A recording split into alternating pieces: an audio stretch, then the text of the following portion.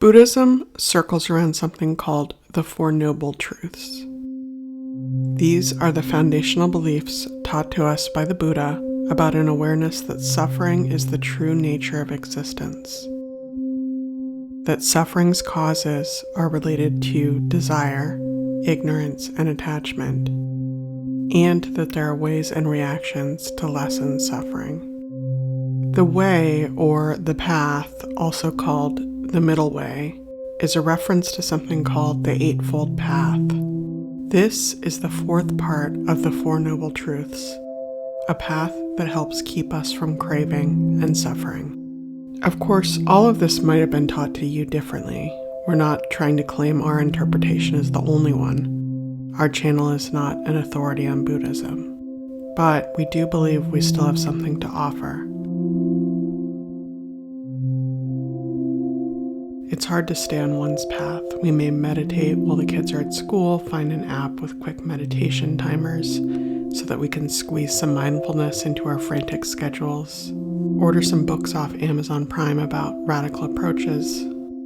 The trouble is, when our path reveals a clarity of life's suffering that we didn't originally ask for, we perhaps thought that a calmer life would reduce our suffering. But meditation has made it unmistakable. For the queer and trans Buddhists among us, the experiences of meditation and finding an inclusive sangha feels like a life raft. But what happens when, after some time on our path, the terrifying and painful judgments happen again somewhere? When someone on the street or online says that slur we felt so triggered by? Can prejudice prevent some of us from enlightenment? Will the experiences of homophobia and transphobia derail queer and trans Buddhists from the path? We believe it won't, because homophobia and transphobia are the path. In the brushstroke of the ensō, one of Zen Buddhism's most popular symbols, we find, yet again, both intolerance and liberation, injustice and tenderness. It's all about whether we can sit with these things without a fearful yearning to manipulate or deny the reality we encounter. Our reaction to queerphobic people makes all the difference. While some remain present in their bodies, others punish their bodies. It's a peculiar thing about humans that we might process panic, grief, or rejection through acts of self-destruction. Just as things started to improve, when self-acceptance finally felt evident, we feel attached to the peacefulness we knew right before, a craving for the fairness or equality that seemed finally ours just prior. None of this is a push to just get over it. The effects of prejudice are serious and can be lifelong. Sometimes spiritual practices won't scratch the surface the way therapeutic support will.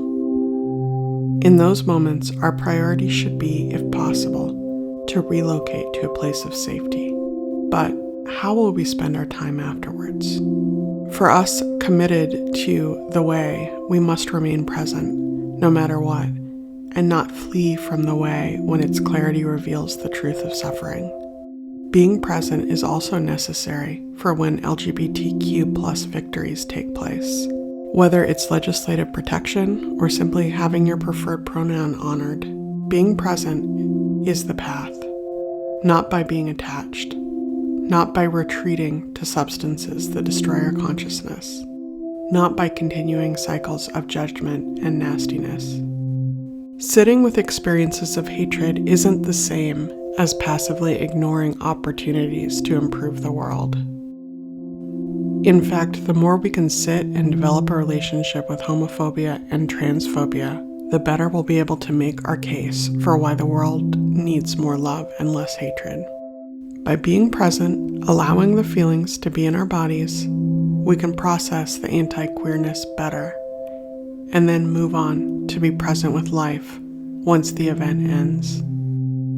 We're not glamorizing suffering. Mindfulness can prevent the toxic messages of hatred from sinking deeper into our subconsciousness. How often has something negative happened to us, and hours later, when perhaps we found ourselves in a pleasurable place, among good friends, we're still living in that event of suffering?